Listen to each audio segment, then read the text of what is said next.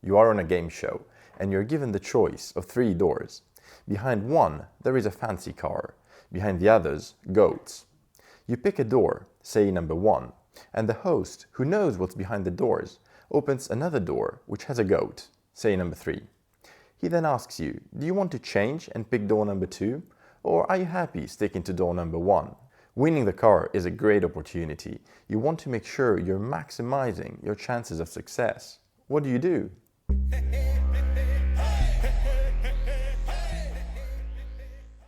If you watch my past videos, you will recognize this as one of the bonus riddles I suggested a while ago. Thinking about it, however, I think it deserves a video on its own. It is so famous and counterintuitive that it is worth going a little bit more in the details.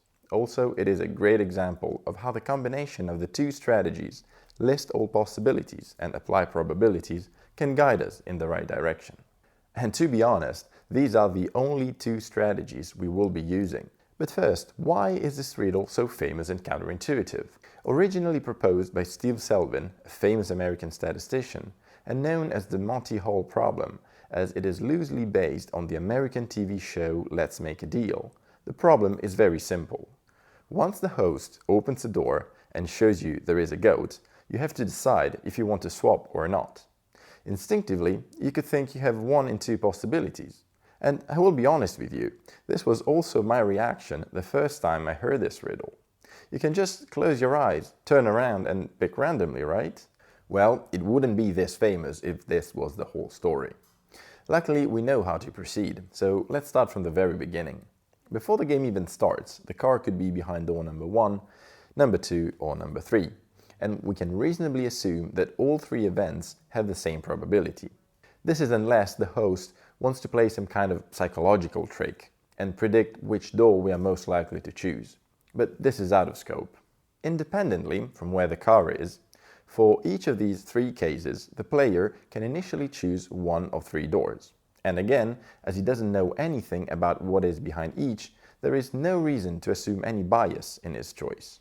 This sounds a lot like we have identified a symmetry in the problem, and we would indeed save ourselves some time by assuming that we pick door number 1 by default, as there is nothing intrinsically different in the other doors. But let's say that this time we didn't think of strategy number 3, and let's proceed anyway. We have a total of 9 initial combinations, 3 different ways of placing the car, and 3 possible initial choices that we can make with the first door. To prove now which of the 2 approaches is the one that most likely will lead us to win the car, let's just run the game and see what happens. First, let's assume we're happy to stick to the door we chose at first. It doesn't really matter what the host does afterwards, as our strategy will be sticking to our first choice anyway. We can only win 3 times out of 9, or you can say we have a 33% probability of winning the car this way. Let's now assume that we accept the offer and swap doors after the host has opened 1 with a goat behind. How many times does this actually help us?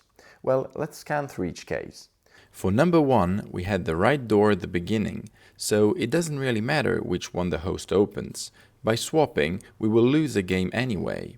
The same applies for case 5 and case 9. What about the rest? We are starting from a door which has a goat behind. The host is forced to open the other door with a goat, and by swapping, we would win the car. And this happened 6 times out of 9, or it has a 67% probability. So the answer is yes, you have to swap. By not doing so and randomly picking one of the 2 approaches, you're not taking advantage of the knowledge you have of how the game is being played, and you would effectively be averaging the 2 probabilities, resulting in 50%. If you're still puzzled at an intuitive level of why this is, try to apply the opposite of reducing the problem to smaller numbers and actually increase the numbers. Say you have 100 doors. 99 are hiding a goat, and behind only 1 there is a car. You choose one, and the host reveals 98 goats, leaving just 1 door. Even without doing too many calculations, would you stick to your original choice in this case? Did you solve it? Let me know in the comment section down below. I hope you enjoyed the video, and if you did, make sure you press the like button and subscribe to the channel to get notified when our next riddle is out. I will see you in the next video. I'm Yuri and this is RiddleBear, the channel that will help you develop riddle-solving skills and be able to solve riddles you didn't think you were capable of.